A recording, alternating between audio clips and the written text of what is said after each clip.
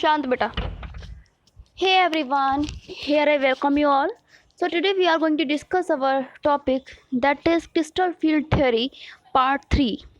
Guys, हम लोग last lecture में स्पिन्स डिस्कस कर रहे थे, high spin and low spin, और हम लोगों ने बताया था कि जो फैक्टर होंगे वो हम लोग अपने नेक्स्ट वीडियो में डिस्कस करेंगे.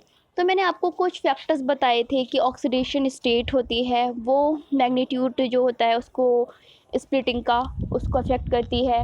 Number of oxidation state, nature of ligand and principal quantum number of d electrons, ये सभी आपके फैक्टर्स होते हैं जो कि स्प्लिटिंग को इफ़ेक्ट करते हैं. तो आज हम वही डिस्कस करते हैं और आगे कुछ हम लोग स्प्लिटिंग फैक्टर्स जो है high spin and low spin के वो भी शो करेंगे.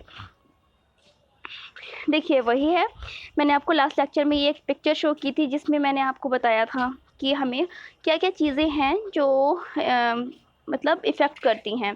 पहली थी आपकी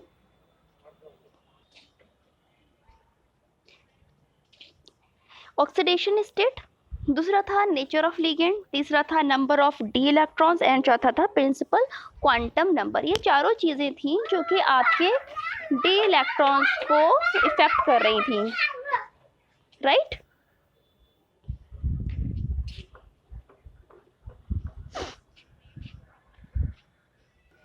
तो गाइस आगे इसके देखते हैं हम लोग क्या है. हमारा फर्स्ट टॉपिक है oxidation state of metal cation. देखो अगर कोई भी मेटल कॉम्प्लेक्स जब लिगेंड के साथ कंपोजिशन करता है तो एक से ज़्यादा आपका कंपाउंड्स फॉर्मेशन करता है, और जब वो कंपाउंड फॉर्मेशन करता है तो उसकी ऑक्सीडेशन स्टेट भी अकॉर्डिंग टू द कंपाउंड और according to the ligand change होती है. तो देखो आपका पहला है, मैंने लिखा है oxidation state of metal cation. Higher oxidation state of metal cation greater the magnitude of splitting. अगर आपका ऑक्सीडेशन स्टेट ज़्यादा होगा तो आपका मैग्नीट्यूड ऑफ स्प्लिटिंग भी उतना ही ज़्यादा होगा, ठीक है. देखिए जब आप इसकी बात ऑक्टाहेड्रल में करेंगे तो डेल्टा ओ लिखोगे, और जब आप इसकी बात टेट्राहेड्रल में करोगे तो डेल्टा टी लिखोगे. तो डेल्टा ओ फॉर COS2O का होल 6 प्लस 2 चार्ज. देखो आपका एक मैंने कॉम्प्लेक्स दिया हुआ है, COS2O का होल 6 प्लस 2 चार्ज, राइट. इसका हमने जो स्प्लिटिंग फैक्टर दिखाया है ऑक्टाहेड्रल में दिखाया हुआ है जो कि है 9200 सेंटीमीटर इनवर्स, ठीक है. अब आपका दूसरा है डेल्टा नॉट फॉर COS2O का होल 6 प्लस 3, ठीक है. इसका स्प्लिटिंग फैक्टर हमने दिखाया है जो कि थोड़ा ज़्यादा है. तो हम यही बात तो कर रहे हैं, ऑक्सीडेशन स्टेट जिसकी ज़्यादा होगी वही हम उसका स्प्लिटिंग भी उतना ही ज़्यादा होगा. अब देखो इनमें आप कोबाल्ट का ऑक्सीडेशन स्टेट निकाल लो, पहले वाले में भी और दूसरे वाले में भी. देखो आप किसका ऑक्सीडेशन स्टेट ज़्यादा आ रहा है, ऑक्सीडेशन स्टेट आ रहा है ज़्यादा किसका, नीचे वाले का जिसका कि प्लस 3 चार्ज है, right. Delta naught for COS2O का whole 6 plus 3 is greater than delta O for COS2O का होल 6 प्लस 2. मैं यही समझाने की कोशिश कर रही हूँ कि आपका जो स्प्लिटिंग फैक्टर है वो किसमें ज़्यादा है, जिसका चार्ज 3 है उसका स्प्लिटिंग फैक्टर ज़्यादा है एज कम्पेयर टू जिसका चार्ज प्लस 2 है उस कॉम्प्लेक्स के, राइट. तो आपको समझ में आ गया होगा हमारा ऑक्सीडेशन स्टेट किस तरह से इफेक्ट करता है आपके किसी भी स्प्लिटिंग को, ठीक. नेक्स्ट आपका है नंबर ऑफ डी इलेक्ट्रॉन्स. देखो नंबर ऑफ डी इलेक्ट्रॉन्स की बात हो रही है, मतलब कि आपके हाफ फील्ड डी ऑर्बिटल की बात हो रही है. मतलब आपके किसी भी डी ऑर्बिटल में कितने इलेक्ट्रॉन है, पार्शियल फील्ड है, हाफ फील्ड है, ये सभी क्या करेगा, ये इफेक्ट करेगा आपकी स्प्लिटिंग को कि वो कम्प्लीटली फील्ड है. तो for a given transition series for the same oxidation state, the metal ion higher the number of d electron, lower will be the value of delta naught, right. ठीक है guys. तो आप देखो for a given transition series for the same oxidation state of metal ion, higher number of d orbital और electrons, lower will be the value of delta not. जैसे जैसे आपके number of D electron high होते जाएंगे वैसे वैसे आपकी splitting क्या होती जाएगी, लो होती जाएगी। अब आपको मैंने इसका एक एग्जांपल दिया हुआ है, एग्जांपल है आपका COH2O का होल 6+2, ठीक है। तो आपका डेल्टा ज़ीरो की जो वैल्यू आई है वो आई है 9200 सेंटीमीटर इनवर्स, ठीक है। इस टाइम इसका जो आउटर इलेक्ट्रॉनिक कॉन्फ़िगरेशन है डी ऑर्बिटल का, वो क्या है, कोबाल्ट का, वो +2 स्टेट में है और वो है 3d7, राइट। सेम मैंने आपको दूसरा दिया है, वो क्या है, NiH2O का होल 6+2, राइट। इसमें डेल्टा O की वैल्यू क्या है, 8500 सेंटीमीटर इनवर्स। तो NiH2O का होल 6+2 चार्ज का जो कॉम्प्लेक्स है उसका जो डेल्टा O आया है वो आया है 8500 सेंटीमीटर इनवर्स। तो आप देख रहे होंगे कि जो हमारा +2 स्टेट वाला है, +2 चार्ज वाला कॉम्प्लेक्स है, उसका हमारा डेल्टा O मतलब स्प्लिटिंग फैक्टर ज़्यादा आया हुआ है, ठीक है। ये क्या शो करता है, जैसे जैसे आपका डी इलेक्ट्रॉन बढ़ रहा है, देखो इसमें आपका डी इलेक्ट्रॉन बढ़ रहा है ना, आप देख पा रहे होगे कि जो आपका Ni+2 है उसमें 3d8 आ रहा है और जो आपका CO+2 है उसमें आपका 3d7 आ रहा है, राइट। तो आप क्या देख पा रहे हो कि इसमें नंबर ऑफ डी इलेक्ट्रॉन बढ़ रहा है, नंबर ऑफ डी इलेक्ट्रॉन बढ़ रहा है, इसका मतलब क्या हो रहा है, आपका जो स्प्लिटिंग फैक्टर है वो कम हो रहा है। So delta naught for NiH2O का whole 6+2 is less than for delta O फॉर COH2O का होल 6+2, राइट। अब है principal quantum number of D electron. देखो आपका जो भी एलिमेंट है वो जिस सीरीज़ में आता है वही तो आपका प्रिंसिपल क्वांटम नंबर होता है। तो जब आप बात 3D की कर रहे हो, राइट, 3D या फिर 4D या 5D की, तो क्या हो रहा है, जैसे जैसे आपका प्रिंसिपल क्वांटम नंबर बढ़ रहा है वैसे वैसे आपका स्प्लिटिंग फैक्टर भी क्या हो रहा है, बढ़ रहा है, राइट। जैसे 3D है तो आपका स्प्लिटिंग फैक्टर जो भी है, उसके बाद अगर जो 4D होगा ना उसका 3D के कंपेयर में स्प्लिटिंग फैक्टर ज़्यादा होगा, और जो 4D का स्प्लिटिंग फैक्टर होगा वो 5D के कंपेयर में कम होगा, ठीक है। इसके मैंने बहुत सारे आपके सामने एग्जांपल रखे हुए हैं, CONH3 का होल 6 पे पॉजिटिव चार्ज +3 का, ठीक है, RHNH3 का होल 6+3, IRNH3 का होल 6+3, ये सब मैंने आपके सामने कॉम्प्लेक्सेस रखे हुए हैं और उनका मैंने आपके सामने स्प्लिटिंग भी रखा हुआ है कि डेल्टा O की वैल्यू कितनी कितनी आई हुई है। तो पहले कंपाउंड की आपकी कितनी है, 23,000 है, फिर सेकंड कंपाउंड की आपकी 3400 है, ठीक है, 1000 है सॉरी, फिर आपकी IR फैक्टर की 41,000 समथिंग है, ठीक है। अब आप खुद देखो, जैसे जैसे आपने देखा होगा ये उसका CO है, ये आपका 3D सीरीज़ का है, RH आपका किस में 4D सीरीज़ का है, IR इसमें 5D सीरीज़ का है। तो जैसे जैसे आपका प्रिंसिपल क्वांटम नंबर बढ़ रहा है वैसे वैसे क्या हो रहा है, आपका डेल्टा O की वैल्यू भी या फिर स्प्लिटिंग वैल्यू भी बढ़ती जा रही है, राइट। वही मैंने आपको समझाने की कोशिश की है। As we know 3D to 4D to 5D size increase होता है, मतलब हम ये बात हम अच्छे से जानते हैं कि जैसे जैसे हम पीरियड्स में चलते हैं, मतलब ऊपर से नीचे चलते हैं, तो हमारा क्या होता है, साइज़ इंक्रीज होता है ना, क्यों, नंबर ऑफ शेल इंक्रीज हो जाती है। तो वही चीज़ हमने समझाने की कोशिश की है कि small size of M ion high electron density, ठीक है।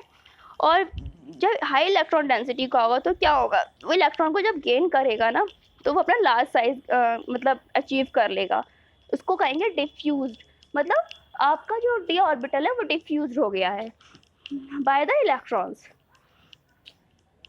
अब आ जाओ नेचर ऑफ लिगेंड्स, लिगेंड का नेचर क्या है। देखो आपको मैंने एक सीरीज़ दी जो आपको याद होना बहुत ज़रूरी है, उसमें H2O से जितने भी लेफ़्ट साइड में हैं वो आपके वीक लिगेंड्स हैं और जितने भी राइट हैंड साइड पर हैं वो सारे स्ट्रॉन्ग फील्ड लिगेंड्स हैं।